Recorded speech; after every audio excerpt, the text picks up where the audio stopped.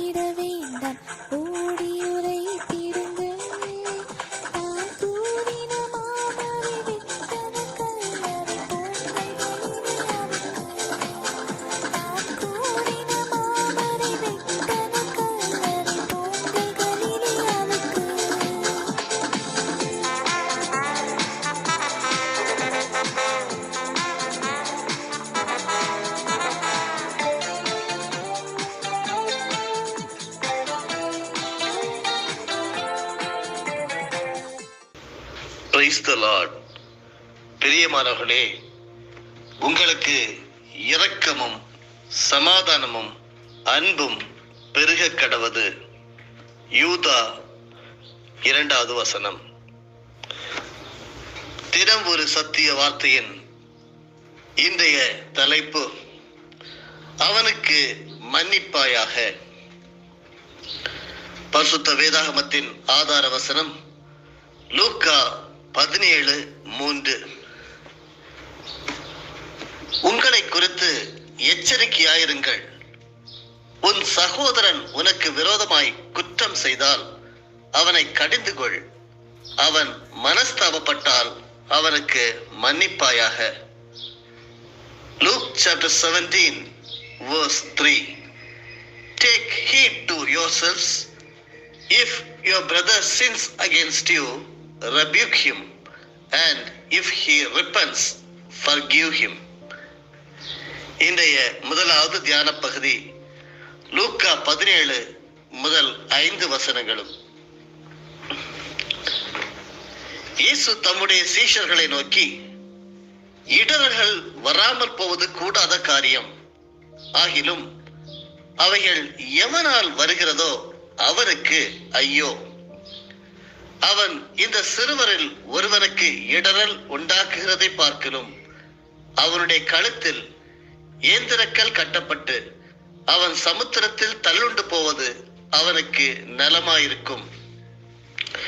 உங்களை குறித்து எச்சரிக்கையாயிருங்கள். உன் சகோதரன் உனக்கு விரோதமாய் குற்றம் செய்தால் அவனை கடிந்து கொள். அவன் மனஸ்தாபப்பட்டால் அவனுக்கு மன்னிப்பாயாக. அவன் ஒரு நாளில் 7 தரம் உனக்கு விரோதமாய் குற்றம் செய்து 7 தரமும் உன்னிடத்தில் வந்து நான் மனஸ்தாபப்படுகிறேன் என்று சொன்னால் அவனுக்கு மன்னிப்பாயாக என்றார். அப்பொழுது அப்போஸ்தலர் கர்த்தரை நோக்கி, எங்கள் விசுவாசத்தை வர்த்திக்க பண்ண வேண்டும் என்றார்கள். அவனுக்கு மன்னிப்பாயாக. ருவாண்டன் இனப்படுகொலையில் தனது கணவனையும் குழந்தைகளில் சிலரையும் கொண்ட மனாசையை அவர் எவ்வாறு மன்னித்தார் என்பதை பிரதிபலிக்கும் பீட்டா என்ற நபர், நான் மன்னிப்பது இயேசு செய்ததை அடிப்படையாக கொண்டது. ஒவ்வொரு தீய செயலுக்கான தண்டனையை அவர் எல்லா நேரத்திலும் ஏற்றுக்கொண்டார். அவருடைய சிலுவையே நாம் வெற்றி காணும் இடம். ஒரே இடம் அந்த சிலுவை. சிறையிலிருந்து பீட்டாவுக்கு மனாசே ஒன்றுக்கும் மேற்பட்ட முறை கடிதம் எழுதியிருந்தார். அவரிடமும் தேவனிடமும் மன்னிப்பு கோரினார். மன்னிப்பு பெற வேண்டும் என்ற சிந்தனையால் அவரை பாதித்த வழக்கமான துர்க்கனவுகளையும் அவர் விவரித்தார். முதலில் அவள் தன் குடும்பத்தாரை கொன்றதின் நிமித்தம் அவனை வெறுத்ததாக கூறி இரக்கம் காட்ட மறுத்தாள். ஆனால் பின்னர் இயேசு அவளுடைய எண்ணங்களுக்குள் ஊடுருவினார். தேவனின் உதவியுடன் 2 வருடங்களுக்கு பிறகு அவள் அவனை மன்னித்தாள். அருமையானவர்களே, இங்கே நாம் வாசித்த வேத பகுதியிலே மனம் திரும்புகிறவர்களை மன்னிக்கும்படி சீஷர்களுக்கு இயேசு கொடுத்த அறிவுறுத்தலை அந்த பீட்டா என்ற நபர் பின்பற்றினார். அவர்கள் ஒரு நாளில் 7 தரம் உனக்கு விரோதமாக பாவம் செய்தாலும் 7 தரமும் உன்னிடத்தில் வந்து நான் மனஸ்தாபப்படுகிறேன் என்று சொன்னால் அவனுக்கு மன்னிப்பாயாக என்று சொல்லி இயேசு கிறிஸ்து சொல்லுகிறார். அதை நாம் லூக்கா 17வது அதிகாரம் வசனம் 4 படிக்கிறோம். அவன் ஒரு நாளில் 7 தரம் உனக்கு விரோதமாக குற்றம் செய்து 7 தரமும் உன்னிடத்தில் வந்து நான் மனஸ்தாபப்படுகிறேன் என்று சொன்னால் அவனுக்கு மன்னிப்பாயாக என்றார். ஆனால் மன்னிப்பது ஒருவேளை உங்களுக்கு மிகவும் கடினமாக இருக்கலாம். சீடர்களின் எதிர்வினையில் நாம் காண்கிறபடியால் சீடர்கள் சொல்லுகிறார்கள், எங்கள் விசுவாசத்தை வர்த்திக்க பண்ண வேண்டும் என்று சொல்லி லூக்கா 17:5 படித்தோம். அப்பொழுது அப்போஸ்தலர் கர்த்தரை நோக்கி எங்கள் விசுவாசத்தை வர்த்திக்க பண்ண வேண்டும் என்றார்கள். அருமையானவர்களே, எத்தனையோ பேர் மன்னிக்க வேண்டும் என்று ஒரு நினைவு வருகிறது. இப்படிப்பட்ட சத்திய வார்த்தைகளை கேட்கும் போது அப்படி செய்ய வேண்டும் என்று ஒரு தீர்மானம் எடுக்கிறீர்கள். ஆனால் உங்களால் இயலாமல் போகிறது. அன்றைக்கும் இயேசு கிறிஸ்து சொன்ன போது அந்த சீடர்களுக்கு அப்படித்தான் இருந்தது. அப்போஸ்தலர் சொல்லுகிறார்கள், எங்கள் விசுவாசத்தை வர்த்திக்க பண்ண வேண்டும் என்று சொல்லி ஆண்டவரோடு நீங்கள் அப்படி கேளுங்கள். உங்களுடைய இயலாமையை ஆண்டவருக்கு சொல்லுங்கள். ஆண்டவர் உங்கள் விசுவாசத்தை வர்த்திக்க பண்ணுவார். மன்னிக்க இயலாமை குறித்த ஜெபத்தில் போராடினால் அந்த பீட்டாவின் விசுவாசம் அதிகரித்தது. அருமையானவர்களே, அவளைப் போலவே நாமும் மன்னிப்பதற்கு சிரமப்படுகிறோம் என்றால் அவ்வாறு செய்ய நமக்கு உதவும்படி அவருடைய பரிசுத்த ஆவியின் மூலம் நாம் தேவனிடம் கேட்கலாம். நம்முடைய விசுவாசம் அதிகரிக்கும் போது மன்னிக்க ஆண்டவராகிய இயேசு கிறிஸ்து நமக்கு உதவி செய்கிறார். அப்படியே நாம் மன்னித்தவர்களை புதிய கண்களுடன் பார்க்க வேண்டும் என்று சொல்லி பிலிப்பியருக்கு எழுதின நிருபம் 2வது அதிகாரம் வசனம் 4 நமக்கு கற்றுத் தருகிறது. என்ன சொல்லுகிறது என்றால், அவனவன் தனக்கானவர்களை அல்ல பிறருக்கானவர்களையும் நோக்குவானாக என்று. பிலிப்பியர் 2-5 வசனங்கள் சொல்லுகிறது, ஆதலால் கிறிஸ்துவுக்குள் யாதொரு ஆறுதலும் அன்பினாலே யாதொரு தேர்தலும் ஆவியின் யாதொரு ஐக்கியமும் யாதொரு உருக்கமான பட்சமும் இரக்கங்களும் உண்டானால் நீங்கள் ஏக சிந்தையும் ஏக அன்பும் உள்ளவர்களாய் இருந்து இசைந்த ஆத்துமாக்களாய் ஒன்றையே சிந்தித்து என் சந்தோஷத்தை நிறைவாக்குங்கள். ஒன்றையும் வாதினாலாவது வீண் பெருமையினாலாவது செய்யாமல் மனத்தாழ்மையினாலே ஒருவரையொருவர் தங்களிலும் மேன்மையானவர்களாக எண்ண கடவீர்கள். அவனவன் தனக்கானவர்களை அல்ல பிறருக்கானவர்களை நோக்குவானாக. கிறிஸ்து இயேசுவில் இருந்த சிந்தையே உங்களிலும் இருக்க கடவுது. அருமையானவர்களே, மன்னித்தவர்களை நீங்கள் புதிய கண்களுடன் நீங்கள் பார்க்க வேண்டும். வீடியோ கேம் இது ஒரு கலாச்சார நிகழ்வாக மாறியுள்ளது. இன்று ஒரு வெர்ச்சுவல், அதாவது மெய்நிகர் தீவில் 100 வீரர்களை இடம்பெற செய்து இறுதியில் ஒரே ஒரு வீரர் மிஞ்சும் வரை போட்டியிட வைக்கிறது. ஒரு வீரர் உங்களை போட்டியில் இருந்து நீக்கும் போதெல்லாம் அந்த வீரரின் வான்டேஜ் புள்ளியை நீங்கள் தொடர்ந்து பார்க்கலாம். ஒரு பத்திரிகையாளர் குறிப்பிடுவது போல நீங்கள் மற்றொரு வீரரின் மனநிலையில் நுழைந்து அவர்களின் நோக்கில் பார்க்கும் போது அந்த உணர்ச்சி பதிவு சுய பாதுகாப்பிலிருந்து வகுப்புவாத ஒற்றுமையாக மாறுகிறது. நீங்கள் மிக நீண்ட காலத்திற்கு முன்பு அல்லது அந்நியரிடம் முதலீடு செய்ததை உணரத் தொடங்குகிறீர்கள். மற்றொருவரின் அனுபவத்தை காண நாம் நமது உள்ளத்தை திறக்கும் போதெல்லாம் நம்முடைய சொந்த பார்வைக்கு அப்பால் பார்த்து மற்றொருவரின் வலி, பயம் அல்லது நம்பிக்கையை எதிர்கொள்ளும் போது மாற்றம் நிகழ்கிறது நம்மிலே. நாம் இயேசுவின் முன் மாதிரியை பின்பற்றி ஒன்றையும் வாதினாலாவது வீண் பெருமையினாலாவது செய்யாமல் அதற்கு பதிலாக மனத்தாழ்மையினாலே ஒருவரையொருவர் தங்களிலும் மேன்மையானவர்களாக எண்ண கடவீர்கள். இன்று உங்களுடைய வாழ்க்கையும் என்னுடைய வாழ்க்கையும் இன்றைக்கு அப்படித்தான் இருக்க வேண்டும் அறிவார்களே. மற்றவர்களை நாம் மேன்மையானவர்களாக எண்ண வேண்டும். அப்படியானால் நாம் தவறவிட்ட விஷயங்களை கவனிக்கிறோம். பிலிப்பியர் 2:3 நமக்கு கற்றுத்தருகிறது. ஒன்றையும் வாதினாலாவது வீண் பெருமையினாலாவது செய்யாமல் மனத்தாழ்மையினாலே ஒருவரை ஒருவர் தங்களிலும் மேன்மையானவர்களாக எண்ண கடவீர்கள் என்று நம்முடைய கவலைகள் விரிவடைகின்றன. நாம் பல்வேறு கேள்விகளை கேட்கிறோம். நம்முடைய சொந்த தேவைகள் அல்லது மனக்கவலைகளில் மட்டுமே ஈடுபடுவதை விட மற்றவர்களின் நல்வாழ்க்கையில் முதலீடு செய்பவர்களாக இருக்க வேண்டும். நமது சொந்த நலன்களை பார்ப்பதற்கு பதிலாக மற்றவர்கள் நலனுக்காக நாம் உறுதியாக இருக்க வேண்டும் என்று சொல்லி வசனம் 4 நமக்கு கற்றுத்தருகிறது. அவரவன் தனக்கானவர்களை அல்ல பிறருக்கானவர்களையும் நோக்குவானாக என்று சொல்லி எழுதப்பட்டிருக்கிறது. அருமையானவர்களே, நாம் செழிக்க வேண்டும் என்று கருதுவதை பாதுகாப்பிற்கு பதிலாக மற்றவர்கள் செழிக்க உதவும் அனைத்தையும் மகிழ்ச்சியுடன் நாம் பின்பற்ற வேண்டும்.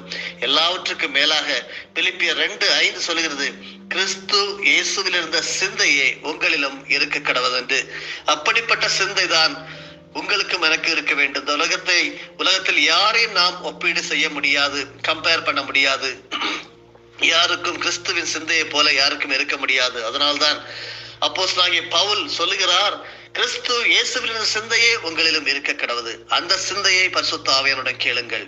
மற்றவர்களை மன்னிக்க முடியவில்லையா? விசுவாசத்தை வர்த்திக்க பரிசுத்த ஆவியானுடன் கேளுங்கள். இந்த மாற்றப்பட்ட பார்வையால் நாம் மற்றவர்களுக்காக இரக்கம் கொள்ளுகிறோம். நமது குடும்பத்தை நேசிக்க புதிய வழிகளை கண்டுபிடிக்கிறோம். நாம் எதிரியிடமிருந்து கூட ஒரு நண்பரை உருவாக்கலாம். அருமையானவர்களே, இன்று நாம் தியானித்த வேத பகுதியிலே எத்தனையோ காரியங்களை பரிசுத்த ஆவியானவர் நமக்கு கற்றுத் தந்திருக்கிறார். உங்களுக்கு அநீதி இழைத்த ஒருவர் பின்னர் மனம் திரும்பினால் நீங்கள் அவர்களுடன் எப்படி நடந்து கொள்வீர்கள்? இந்த சூழ்நிலைகளில் நீங்கள் மன்னிக்க தேவன் உங்களுக்கு எவ்வாறு உதவி செய்ய வேண்டும்? புதிய கண்களால் மற்றவர்களை பார்க்க தேவன் உங்களை அழைப்பதை நீங்கள் எப்படி எண்ணுகிறீர்கள்? இந்த சிந்தனைகளோடு நம்மை அர்ப்பணிப்போம். ஜெபம் செய்வோமா? நல்ல ஆண்டவரே, அவனுக்கு மன்னிப்பாயாக என்று சொல்லி எங்களோடு காலை வேளையிலே பேசினவரே, யார் யாரெல்லாம் நாங்கள் மன்னிக்க முடியாமல் இருக்கிறோமோ அவர்களுக்காக நாங்கள் செபிக்கிறோம். எங்கள் விசுவாசத்தை நீங்கள் வர்த்திக்க பண்ண வேண்டுமாய் உம்மிடம் நாங்கள் வேண்டுகிறோம். அப்பா இயேசுவே, சிலுவையில் உமது மரணத்தின் மூலம் என் பாவத்தின் விளைவுகளிலிருந்து என்னை மீட்டதற்காக நன்றி. நான் உங்களுக்கு மகிமை செலுத்தினேன் அப்பா. பெரும்பாலும் நாங்கள் கவனிப்பது எங்கள் பயம், எங்கள் வலி அல்லது எங்கள் குறைபாடு மட்டுமே. எங்கள் சகோதரிகளையும் சகோதரர்களையும் கவனிக்க எங்களுக்கு உதவி செய்யும். நாங்கள் அவர்களை உண்மையாகவே கவனிக்க விரும்புகிறோம் அப்பா.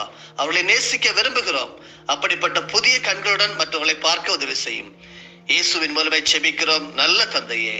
ஆமேன், ஆமேன், ஆமேன். என் ஆத்துமாவே கர்த்தரை ஸ்தோத்தரி, என் முழு உள்ளமே அவருடைய பரிசுத்த நாமத்தை ஸ்தோத்தரி. என் ஆத்துமாவே கர்த்தரை ஸ்தோத்தரி, கர்த்தர் செய்த சகல உபகாரங்களையும் மறவாதே. ஆமேன். அண்ணா காய்பாரிய சங்கம் அதிரடி கொள்ளுகின்றார். பூத கணங்கள் இடியொலி கண்டு பயந்து நடுங்குகின்றார்.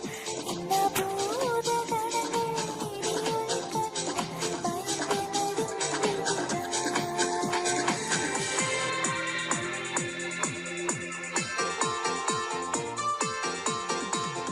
வாசல் நிலைகளை உயர்த்தி நடக்கும் வருகிற ஜெய வீரன்.